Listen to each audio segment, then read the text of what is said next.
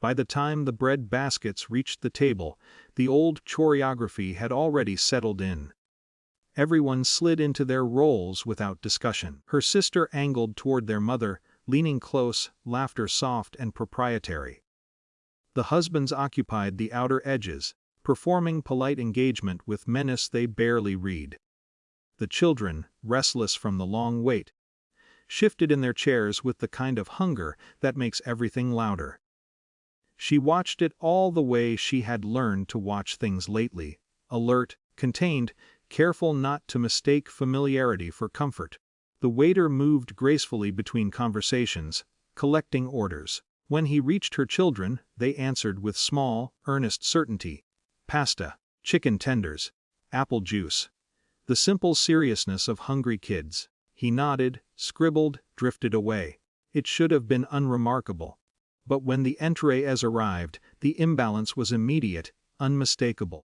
Plates landed first in front of her sister's family, steam rising, silverware clinking. The children's eyes followed every movement of the waiter's hands.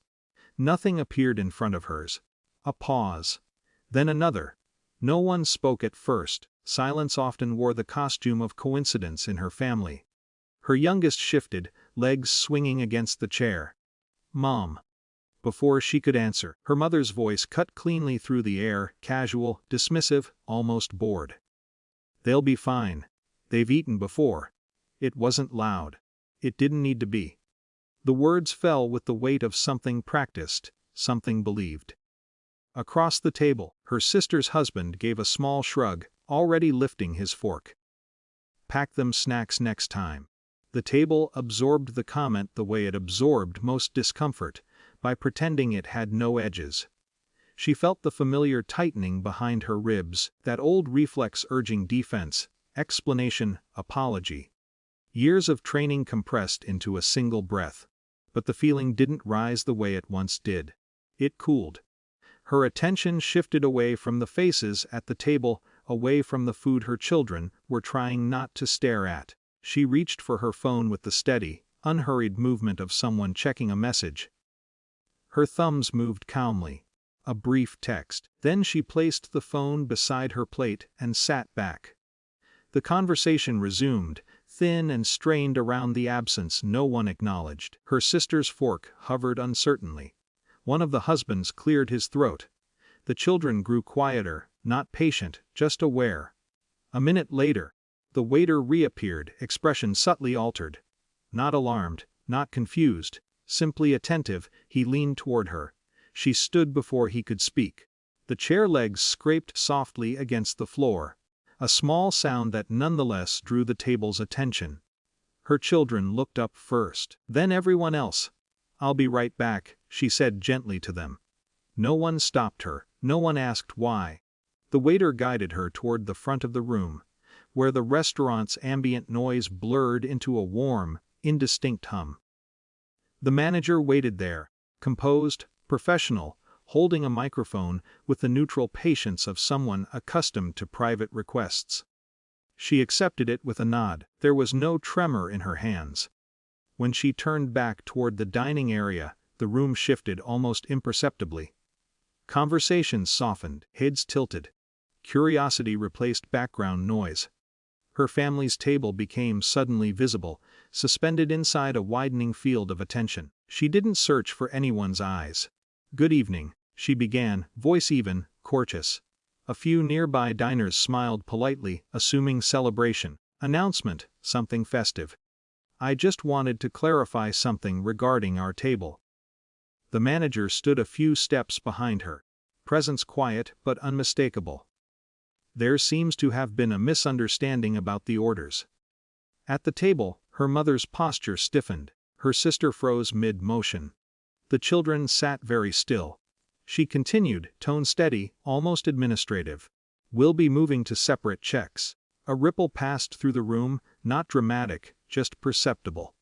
"And I'd appreciate it if my children's meals could be prioritized." No accusation, no story, no spectacle, just a correction. The manager stepped forward smoothly, voice warm, practiced. "Of course. We apologize for the delay." Authority, once abstract, now had a shape, a voice, a location. We'll have those meals out immediately. The microphone clicked softly as she handed it back. There was no applause, no audible reaction. Just the strange, dense silence that follows a social expectation being quietly rewritten. When she returned to the table, no one spoke. Her mother stared at the folded napkin in front of her. Her sister adjusted her fork without lifting it. The husbands avoided the fragile territory of eye contact. Only the children looked at her directly. Moments later, plates arrived, placed first in front of her kids. Steam rising. The youngest smiled with uncomplicated relief. "Thank you." She nodded, smoothing a hand over his hair. Around them, the restaurant slowly exhaled.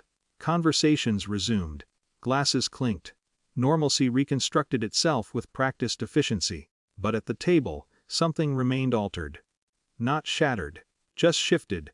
Her mother finally lifted her gaze, expression unreadable. There was no apology waiting there. No visible recognition. Only the faint discomfort of someone no longer entirely certain of the room's alignment. Her sister focused intensely on her food. The evening continued. People ate. Children laughed. The mechanics of dinner asserted themselves. Yet beneath the surface, the geometry had changed. No one named it. No one needed to. When the checks arrived, separate, neatly presented, she paid hers without comment. There was no victory to savor, no triumph to display, only a quiet, unfamiliar steadiness. Outside, the night air felt cool and unremarkable. Her children walked beside her, full, content, arguing softly about dessert they had already eaten. Behind them, inside the restaurant, the family lingered a little longer than usual. As if recalculating something no one would ever openly discuss.